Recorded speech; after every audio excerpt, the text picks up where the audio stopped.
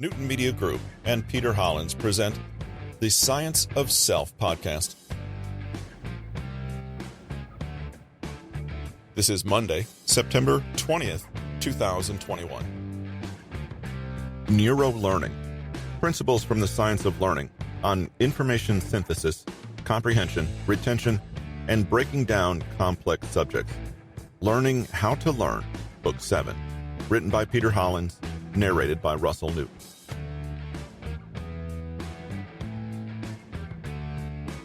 We can utilize our brain's tendency to prefer what might generally be called outlier information in another way that we glaze over, constructing vivid imagery.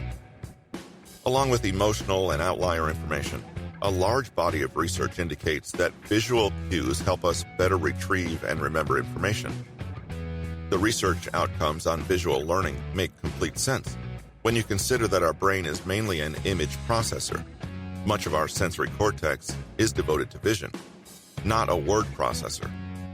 In fact, the part of the brain used to process words is quite small in comparison to the part that processes visual images. Words are abstract and rather difficult for the brain to retain, whereas visuals are concrete and, as such, more easily remembered.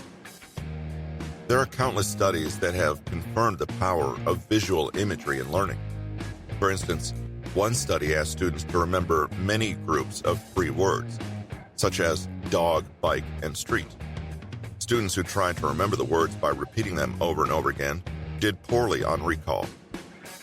In comparison, students who made the effort to make visual associations with the 3 words, such as imagining a dog riding a bike down the street, had significantly better recall.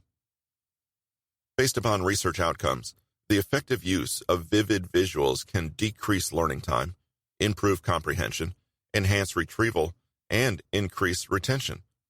Memory is largely visual, so we should take advantage of that. Take a list of objects you want to memorize: rabbit, coffee, blanket, hair, cactus, running, mountain, tea. There are 8 items. This would seem to be incredibly difficult to memorize because everything is unrelated. However, you can give yourself a better chance by creating a vivid and striking mental image for each item. It doesn't have to be a literal representation of the word or even be related to it. For instance, what images can you create for rabbit? You could use a mental image of a normal, cute rabbit, but that's not likely to be distinctive in your memory. You could conjure up an image of what the word rabbit makes you think of, a symbol, what the word sounds like to you, or how the word is written. The more outrageous and unusual, the better for you to memorize, because we tend to easily forget normal things.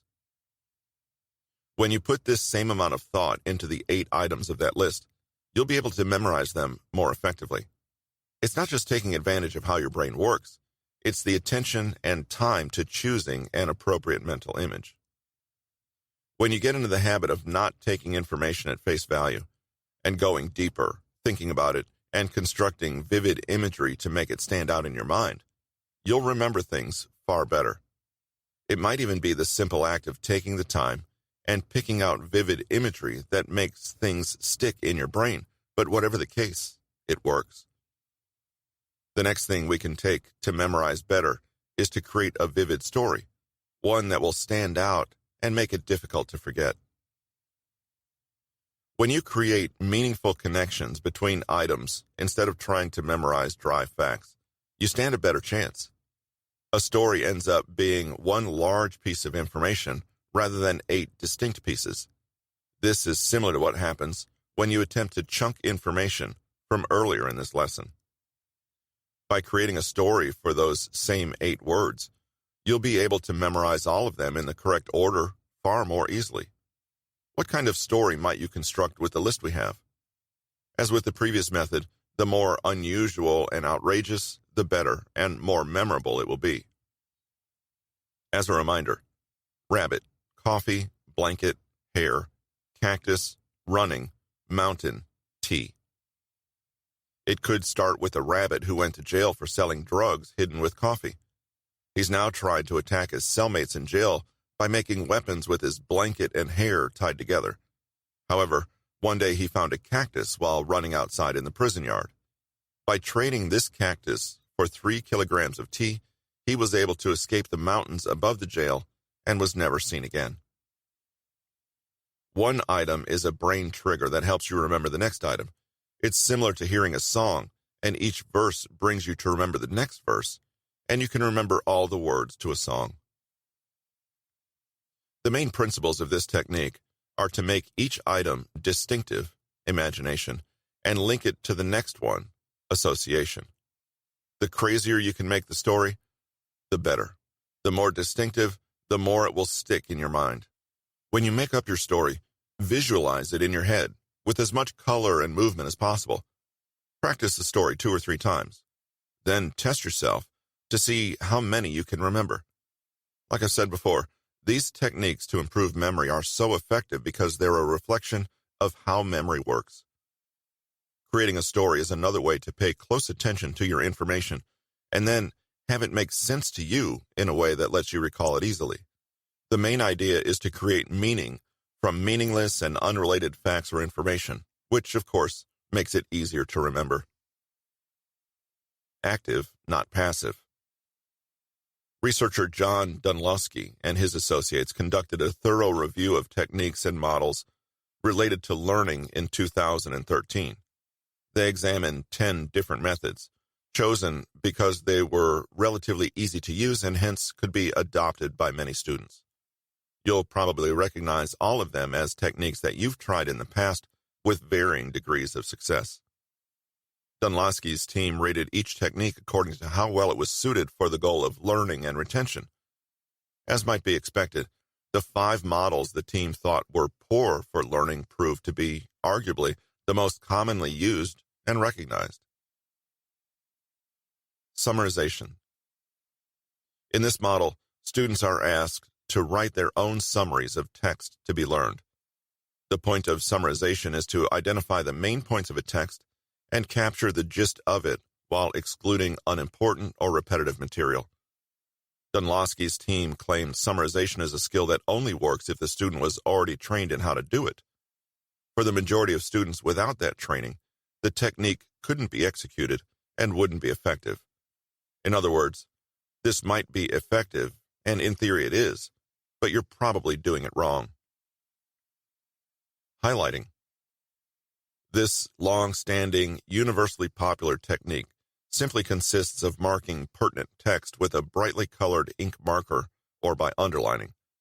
The researchers found that highlighting might help a little if students were using it on an extraordinarily difficult text, but overall, they saw highlighting as a detraction from learning, as it doesn't help students draw additional meaning or inference from the study material.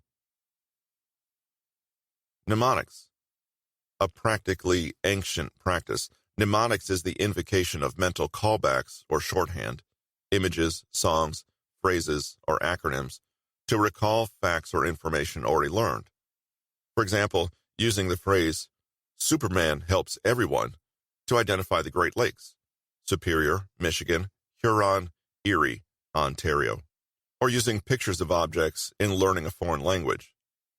Researchers found that while it may help us quickly access memory of key words, the potential of achieving durable learning from mnemonics was quite low. This might be connected to what we discussed with the relationship between rote memorization and concept learning. Imagery use for text learning. A more abstract use of mental invocation than mnemonics, this device encourages students to conjure an image, mentally or on paper, to represent paragraphs or blocks of text they read. The researchers found this use of imagery promising, although more study on the topic was needed. Overall, they found that the benefits of imagery use were limited to memory tests and text that already lent itself to image creation or memory recall. Note that this is quite different from the vivid, emotional, and story-based imagery we just talked about in the previous section. Rereading. Dunlosky's team found that although rereading and reviewing text was extremely common and easy to execute, it was only somewhat effective, and mainly when rereadings of the text were spaced apart. They also maintained there wasn't compelling evidence that rereading had any effect on students' knowledge abilities, or deep comprehension of the topic. While these 5 techniques weren't without certain advantages, either their ease of use or their effectiveness when students knew how to use them properly, Dunlosky found their efficacy in retaining deep understanding, thoroughness, and applicability somewhat narrow and frequently subject to certain conditions. They held some value in superficial meaning or memorization, but far less in comprehension. What these ineffective methods have in common, in fact, is the degree of passivity they use. When you attempt to learn something passively, this is tantamount to wishing learning could occur through osmosis, low-effort exposure. You're welcome to try it, but you may quickly realize that nothing was really retained if you're not willing to learn actively, which necessarily involves a degree of struggle and discomfort.